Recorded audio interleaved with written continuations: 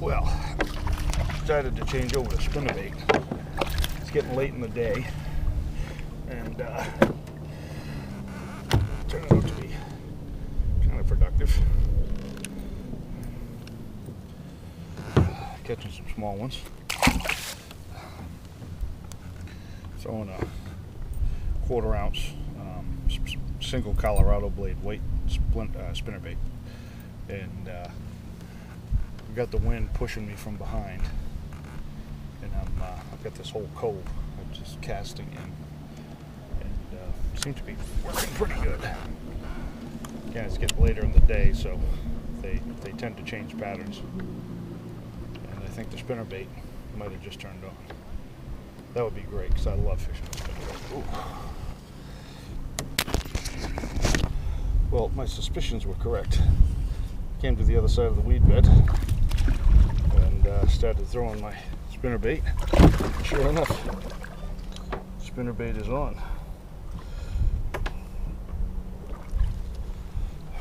Then I'm sucking it up.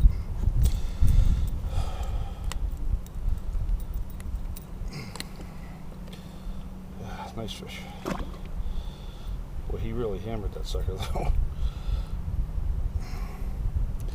I gotta tune my spinnerbait now.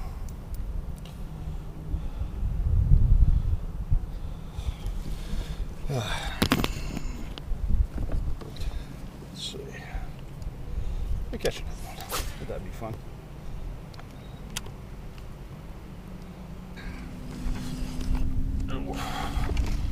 Yeah. I think the spinnerbait's on. Oh. Whoa.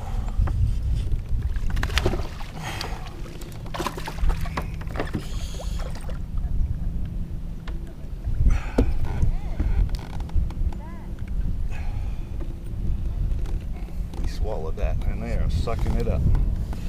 Tell you what, nothing like fishing spinnerbaits. Man, these wind-blown coves are amazing. That was 3 casts, 2 casts, 2 fish. Let's see if I can make it 3. What do you think? Wouldn't that be neat? Oh, baby. Man, did he inhale that. Jesus. Oh, beautiful, beautiful bass. Good Lord, he inhaled that sucker. My God. Good boy.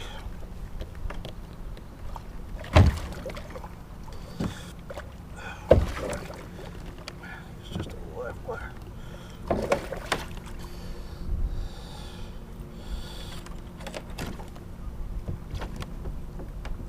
God, that must have.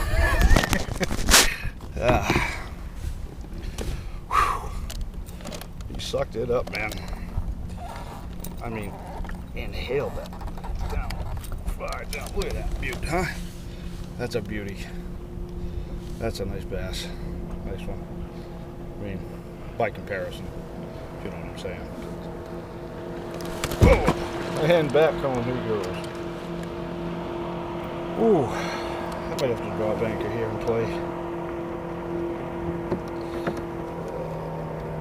Anchor dropped. We're out here in about, probably, I think 15 feet of water. And what I'm doing, I'm still over a weed bed, plus there's a creek channel behind me.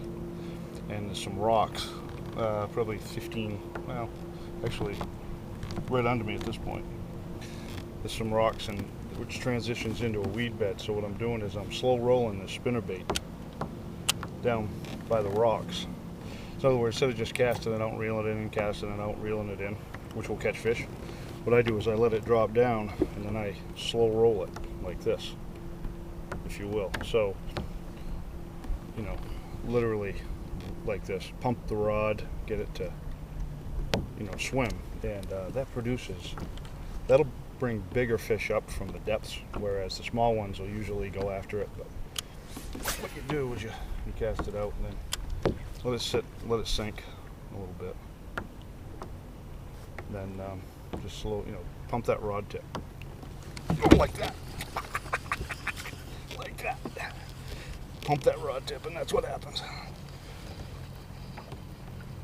Ooh. Oh. Good God. Get out of there. He's in the anchor line now. Oh. Nope. Yeah, he's off. Anyway, that's how that works. Pump the rod tip. Oh, another one on the... Good Lord. Get it hard. Oh, what do we got? What do we got? What do we got? Oh, nice little healthy largemouth. Yes, sir.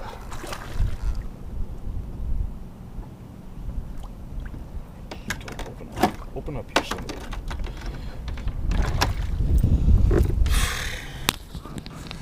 a... I'll tell you what. I could stay out here all day. As a matter of fact, I think I will.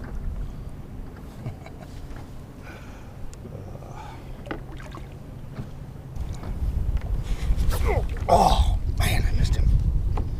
Oh. I didn't catch it quite quick enough. Now again, what you want to do, I can't believe I missed that fish. What you want to do,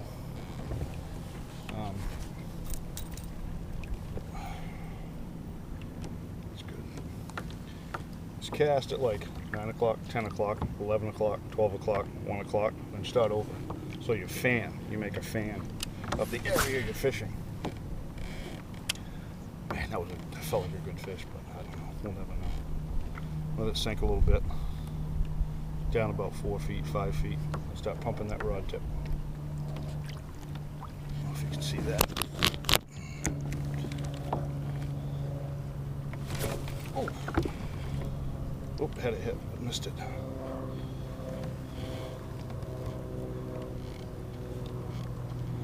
I'll tell you, when you bring that rod tip up, you want to be ready to set the hook, because that's when you'll have a fish on. It's hard to catch fish on camera. Sink.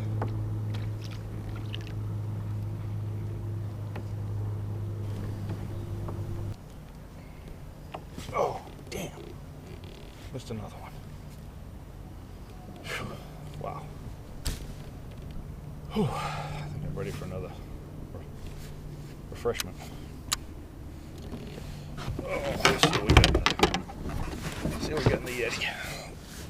Oh, did I say Yeti? Shameless. Shameless plug. Oh, good old Narragansett.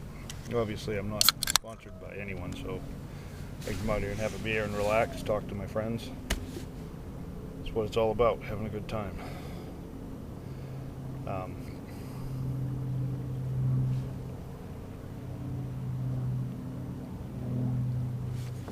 Yeah, we've done pretty good.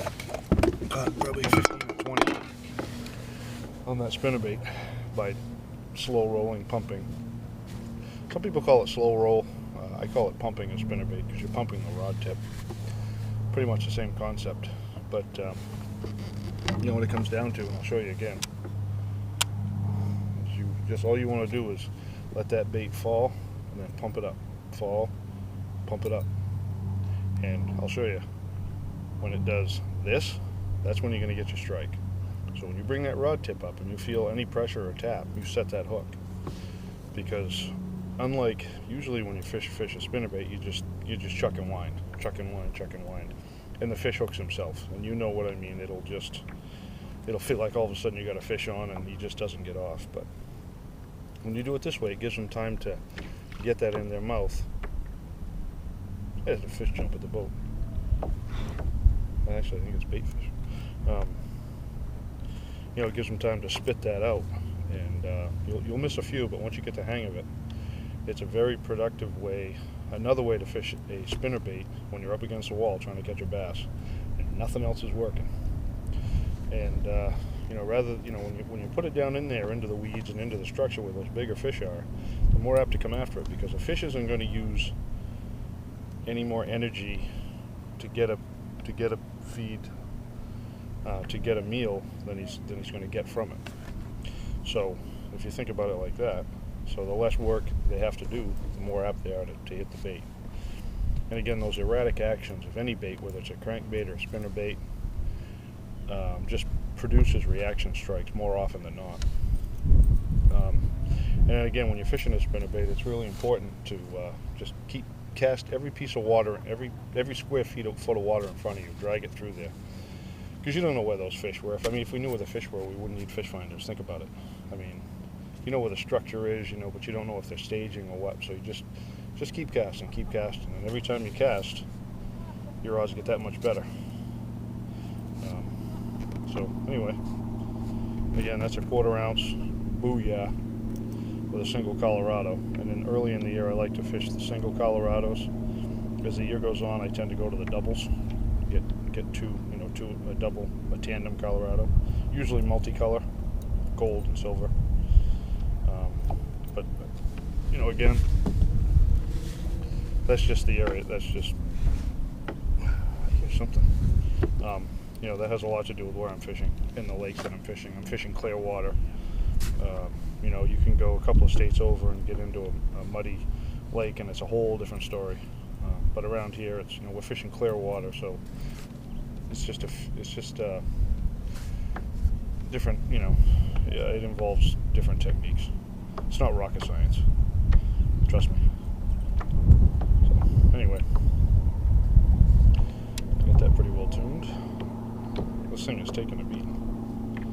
See if we can catch some more before my arm falls off. Oh, another one pumping the spinnerbait. What do we got? Ooh, feisty bug, feisty little bugger.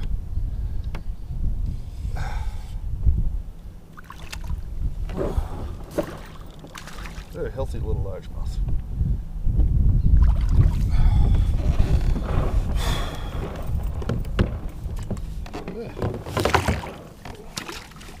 Got my reel. Oh man. Whew. He hammered that sucker. Wasn't a very big fish. My God. Well, it's been a great afternoon, that's for sure.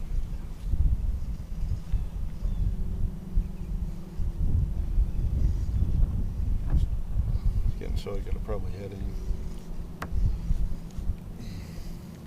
One more cast, right? Is that what they say?